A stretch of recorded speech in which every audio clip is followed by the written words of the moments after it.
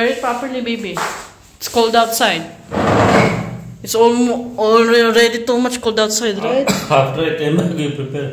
Be with her. Of course. She's climbing on this chair. This kid is very dangerous. Oh, wait. Aba! Come here, Abel. Love. Ay, really? Where ate going out? Where ate going out? Help her, ay? Gabi, mama, pagmamahal ng Loreng. Ah? Mahalin niya naman kasi yan si Loreng. Kita naman, she saw that the door is open. Zip it, baby, zip. It's cold outside.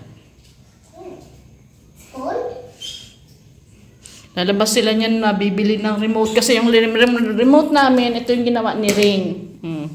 Ito yung ginawa niya sa aming remote. Kaya kanina na bumili ng bago. Did you bring that case pa? Model of the remote? Huh? There, here. Here it is. Here. What is the model of this one? L1370. Mga baby. Be careful, okay? Bye-bye. Bye-bye. Oh. Ay, iniwan nyo yan si Loreng eh. Oh, she's coming back. Arogoy ba, kamasama ng loob ni Loreng. Ano naman ng loob ng Loreng? Pinabayaan niya naman kasi si Loreng. Mag-vlog na lang yan si Loreng. Mag-vlog na lang yan ng Loreng. Natapin na. So today guys, hinihintay ko lang bumalik sila papa at hindi ko pwedeng iwanan dito si Rina, kami lang na dalawa. Dahil alam nyo ba ang Loreng? Umakyat dito sa lamesa, nandun ako sa labas nagsasampay. Mabuti nilang ate Anika nandito, naggagawa ng kanyang homework. Naggagawa ng homework, biglang sumigaw si Anika pagkakita ko. Nandyan na sa taas ng lamesa, kaya sabi ni Papa, bakit tanggalin na lang daw yung mga upuan? Sabi ko, wala na matitira sa bahay. Hubad na hubad ang bahay natin, walang mga furniture, sabi ko sa kanya. Kaya ang ginawa ko, pinagdoble ko upuan para hindi siya makaakyat kasi naakyat na siya dito sa upuan, guys. Kaya pag nandun ako sa kusina, lagi ko pinagpapatong-patong tong upuan. Kundi makikita mo dito nakatayo ng upuan, nagsasayaw-sayaw. Kaya hinihintay ko lang sila. Gagawa tayo ng egg chicken fried rice. Yung requested nyong, tabingin yung ating camera, mukha na tayo tabingin. Requested nyong egg fried rice. So, ang kagandahan lang kasi dito guys, yung sabi ko nga sa inyo before na kung konti na yung kanin nyo at marami kong kakain, dadami yung volume ng kanin at saka hindi mo na kailangan ng ulam kasi nandun na lahat sa kanin. So, yeah. So upgrade na natin ng garlic fried rice natin sa ano ba naman kasi reklamo ng Loreng, lagi na lang naiyak kasi Loreng, anong mag-iyakan na lang tayo ay You ready about the remote? Macy? It's working? What is that? Paano kasi nahirapan siyang mag-ano dito ng remote namin ito? We're going to throw this one. This one. Nahirapan kasi siyang mag-control ng TV pag gusto niya manood ng Peppa. Ano man ang problema mo nung Loreng, malagi na lang naiyak. So alright guys, gagawa na tayo ng egg chicken fried rice. So, ang kagandahan lang dito sa egg fried rice na to, hindi na ako gumagamit ng onion at ng bawang. So, depende na lang sa inyo kung gusto gumamit ng onion. Pero kasi ako, hindi ko na nilalagyan. So, ito yung mga ingredients na kinakailangan natin. Meron ako dito nga 10 piraso lang ng baggy beans. Isang carrot. Kung gusto niyo siyang lagyan ng repolyo, guys, you can put repolyo. Kung gusto niyo ng something more veggies pa. Kasi wala akong repolyo. Ito, ilang piraso lang ng chicken. And 4 eggs. Black pepper. Ajinomoto, and salt. And of course, rice. So, itong rice na to guys, basmati rice to actually. Ito yung, masarap kasi siya sa fried rice, yung basmati rice. Kaya ito yung ginamit ko. So, 2 tiglas ito ng basmati rice. Gamit rin tayo ng toyo and vinegar. Wala akong vinegar guys, kaya soy sauce ang gagamitin ko. Yung vinegar, pag gagamit kayo, isang maliit na kutsarita lang yung dami ng vinegar. So, kung maramihan ang kakain guys, mas dadami pa tong rice na to. Kasi nga, dahil dito sa mga ingredients na ilalagay natin. So, una nyan, gagayatin lang natin yung ating Baguio beans ng maliliit lang. Mga ganito kalalaki. Ayan.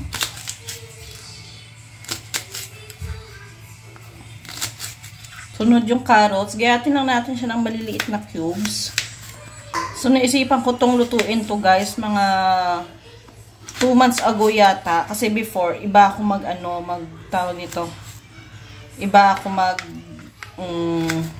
luto. Garlic rice sa atin, diba? Yun yung lagi ko niluluto. So, trinay ko siyang lutuin. Sabi ko, ang konti ng kanin natin magkakasya sa atin. Sabi ko, try kong lutuin tong egg chicken fried rice. Tingnan natin kung dadami. And boom, guys. Nagkasya sa amin ni Papa yung kanin na kung tutusin kulang siya talaga.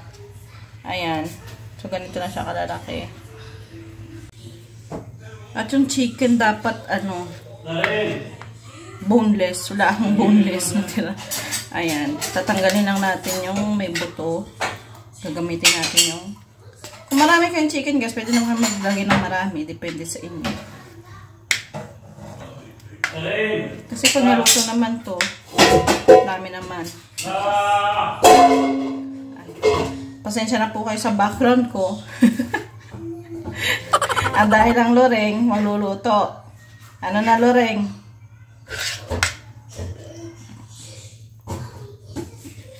Pero kung bet nyo gamitin yung buto, gamitin nyo natin. So, ang una natin gagawin, papalambutin muna natin yung chicken, guys. Sa tubig. Na may asin. Timplahan na natin agad yung ating chicken. Para hindi maging matigas yung manok natin mamaya. Timplahan ko na din ng asin para may lasa. Pinch of salt lang. So, hahayaan natin muna yung ating manok hanggang sa mag-evaporate yung tubig at matuyo. So, bago matuyo yung ating chicken, so, ayan na, natuyo na yung tubig. So, bago siya matuyo ng tuluyan, ilagay na natin yung oil. Ayan. Hayaan lang natin siya mag-fry dyan. So, habang pina-fry na natin to, i-scramble na natin yung ating egg. So, scramble muna tayo ng ating egg.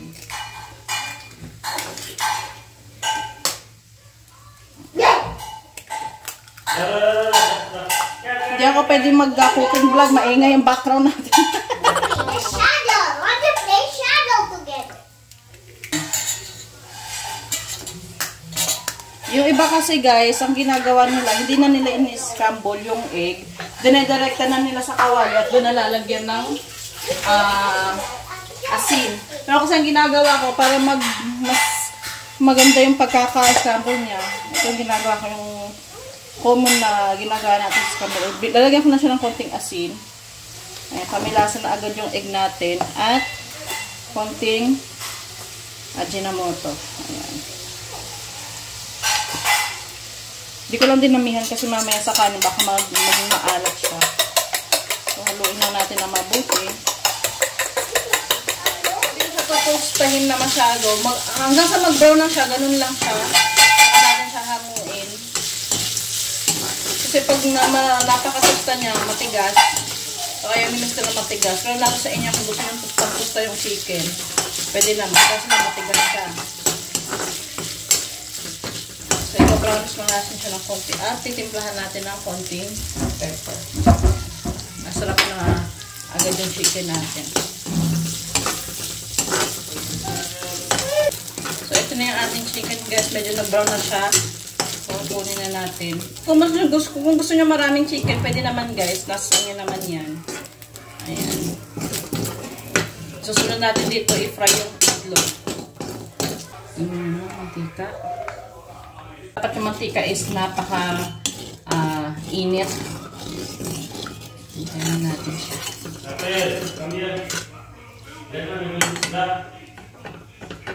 Mainit na yung ating mantika. Ilagay na natin si itlog.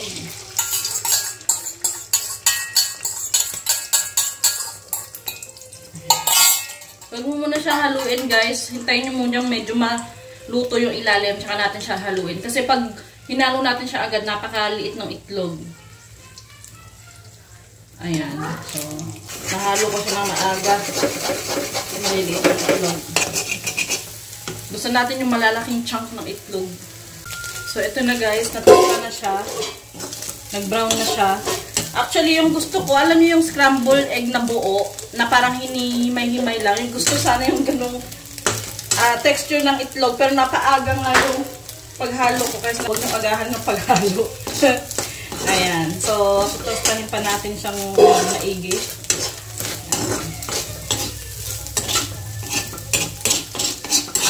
At pagkatapos nito, itutuloy natin yung ating mga veggies at pangkanin. Kunin na natin siya. So, ito na yung pagsahan natin. So, sunod na natin yung gulay. Konting vegetable oil. Ayan. Konting oil lang.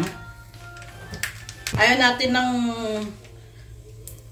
mamantikang kanin. Kaya konti lang yung nilagay ko. Kasi may mantika na yung ating egg at saka yung ating chicken. Sunod na yan yung ating gulay.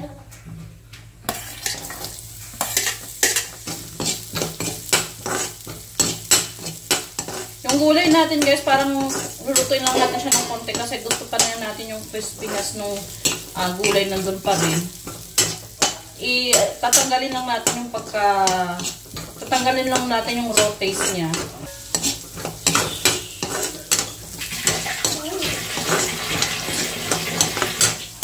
Asinan lang natin ng konti yung ating veggies.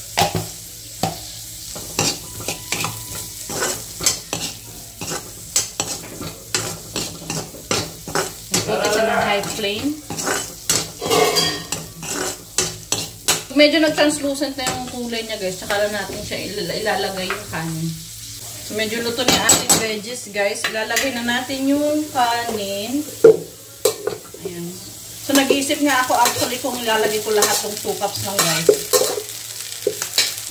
Kasi mamaya madami to. Hindi namin mauubos. Haluin na natin siya.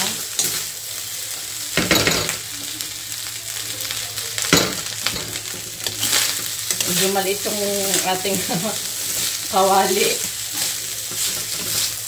Haluin na natin siya hanggang sa mahalo ng maigi yung gulay sa kanin.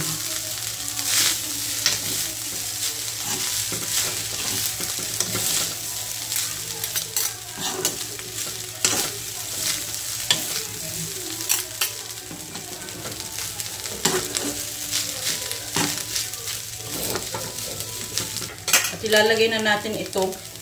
Kaya hindi ko pa tinimplahan ng asin to guys. Kasi nga since may asin na yung ating itlog at chicken, titingnan natin kung gaano, pagkatapos nating haluin ito, titingnan natin kung gaano kadaling asin ang ilalagay natin para hindi maging maalat yung ating fried rice.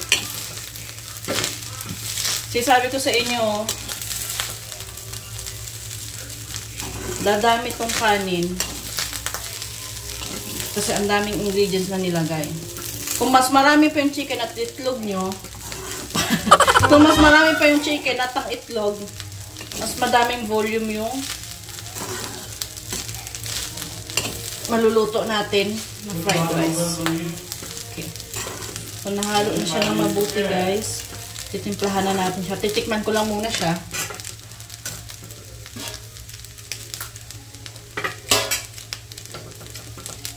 Konting asin lang ilalagay ko.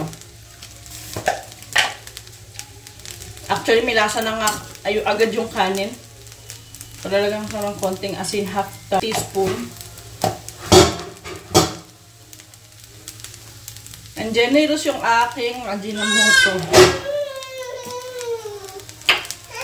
Tansya-tansya lang guys. Ayan. At yung pepper, depende sa inyo guys kung gusto nyo pepper yung lasa ng inyong fried rice. Ayan. Ako kasi medyo gusto ko, medyo peppery yung lasa ng fried rice ko. Kaya, medyo dinadamihan ko na. Ayan, okay na. And some soya. Don't forget guys yung suka. Wala akong suka. So, toyo lang muna ilalagay ko. Dito lang sa gilid ilagay para hindi mangitim yung ating kanin.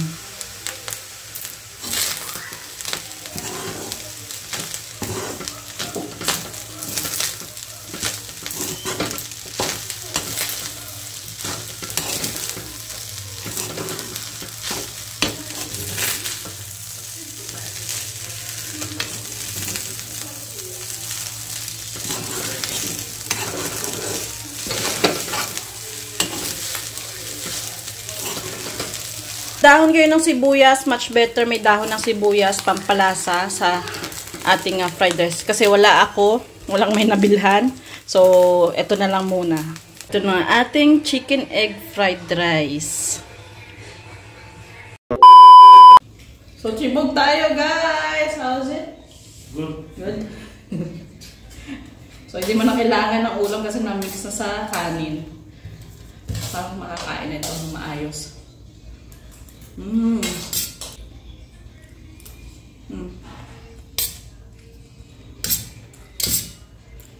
Masarap. Nag-restaurants tayo. Basmati kasing ginamit ko eh, hindi yung regular rice. Are you sure? So, try nyo to guys.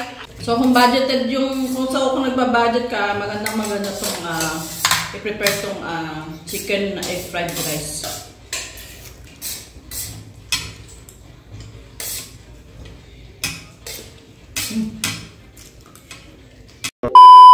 So, alright guys, bago natin isara tong vlog na to, actually, inumaga na ako ng pagsasara ng ating vlog. Ayan.